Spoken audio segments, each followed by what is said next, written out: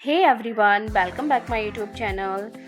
So in this new video we are going to discuss about a very common condition called epistaxis. It is also known as nose bleeding. Okay, epistaxis is a condition where there is bleeding from the nasal cavity. Epistaxis एक ऐसी condition है जिसमें nasal area से या nasal cavity से bleeding continue होती है. It's a very common problem that can happen to anyone or anytime. Okay. So देखते हैं definition. A hemorrhage from the nose referred to as epistaxis. जो bleeding होती है from the nose, उस condition को हम medical term में epistaxis बोलते हैं. ये किस वजह से होती है? It is occur by rupture of tiny distended vessels in the mucus. जो म्यूकस मेम्ब्रेन में present tiny distended blood vessels होती हैं वो रप्चर हो जाती हैं जिसकी वजह से ब्लीडिंग स्टार्ट होती है. अब ये रप्चर हो रही हैं वो नेजल कैविटी की ब्लड वेसल्स है, तो यहाँ पे ब्लीडिंग जो होगी वो नेजल कैविटी से होगी. उस कंडीशन को हम एपिस्टैक्सिस बोलते हैं. नेक्स्ट देखते हैं कॉजेस. सो फर्स्ट कॉज है environmental clinical dryness.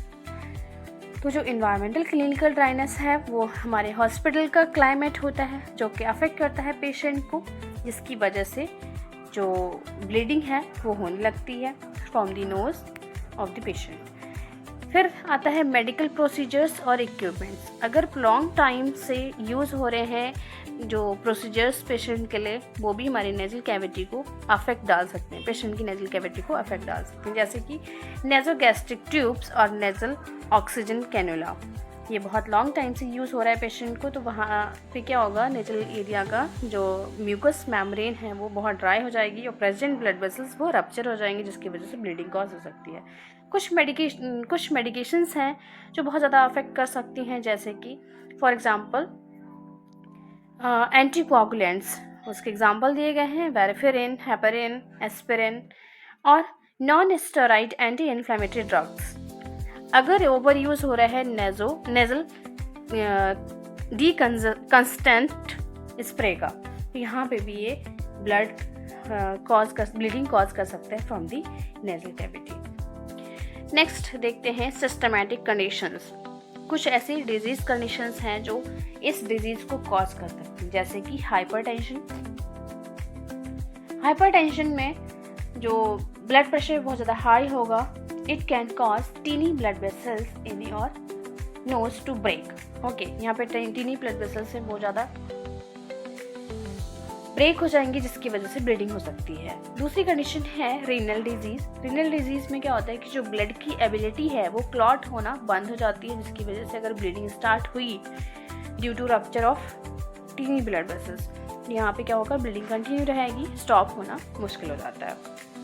Next blood disorders. कुछ ऐसे ब्लड डिसऑर्डर्स हैं जो कि ब्लड क्लॉटिंग एबिलिटी को डिस्ट्रॉय कर चुके होते हैं या फिर ख़त्म कर चुके होते हैं. तो यहाँ पे ये भी कंडीशन एक ऐसा रीजन है जो इस कंडीशन को कॉज कर सकती है.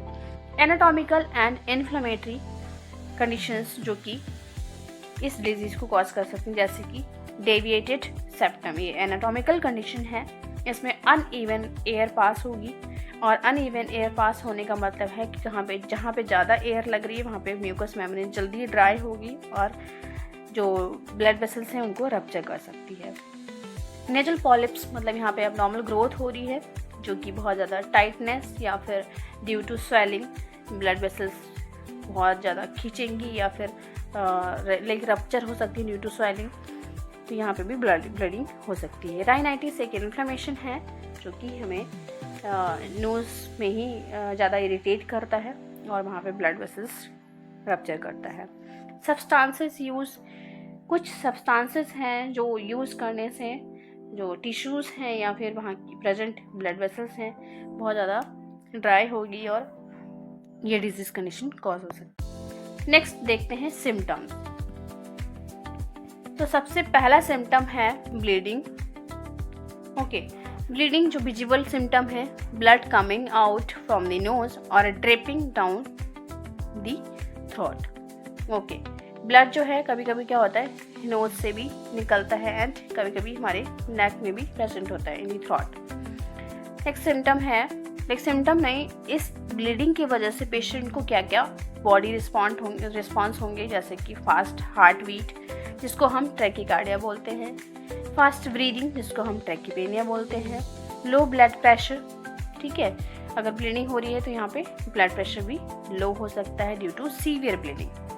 Next, how you might feel, कैसा आपको ऐसा फील हो सकता है ड्यू टू दिस कंडीशन, तो डिजीनेस और light headedness,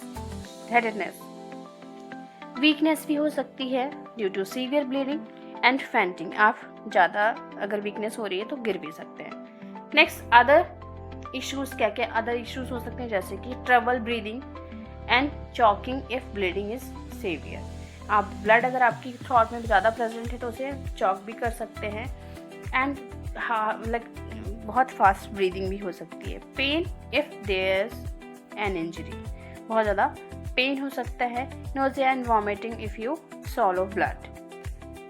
dark stool, melena, मतलब आपके जो स्टूल है उसमें ब्लड प्रेजेंट हो सकता है in rare and severe cases. Okay, अब देखते हैं डायग्नोस्टिक इवैल्यूएशन, जिसमें फर्स्ट आता है इनिशियल असेसमेंट। पेशेंट अगर आपके पास आता है with bleeding from the knows, तो सबसे पहले हमें चेक करना है evaluate airway patency and haemodynamic stability. सबसे पहले हमें चेक करना है पर्सन की ब्रीदिंग, अगर ओके है तो if there is airways clear. Okay, evaluate dynamic stability means हमें चेक करना है पेशेंट का हार्ट रेट और ब्लड प्रेशर, अगर दोनों स्टेबल हैं, इफ इट मीन्स जो ब्लीडिंग है वो बहुत ज़्यादा नहीं है, अगर शो हो रही है, ठीक है, उसे डिजीनेस हो रहा है या फिर स्किन बहुत ज़्यादा पीली हो रही है, तो हमें चेक करना है आगे फर्दर इन्वेस्टिगेशन के लिए भेजना है पेशेंट को। लोकेशन चेक करनी है ऑफ ब्लीडिंग, कहाँ पे ये हो रही है, एंटीरियर है या पोस्टीरियर है, ठीक है, तो most common identified by visualization in the anterior septum, ठीक है, एंटीरियर साइड हमें ज़्यादा कॉमन देख सकते हैं और मोस्टली होती भी है। नेक्स्ट, पोस्टीरियर, हमें क्या करना है, blood drain into the posterior pharynx, typically more severe required prompt medical referral, ठीक है, ये बहुत ज़्यादा सीवियर कंडीशन हो सकती है जिसकी वजह से हमें इसे लाइक रेफ़र करना होता है पेशेंट को फर्दर मेडिकल ट्रीटमेंट के लिए।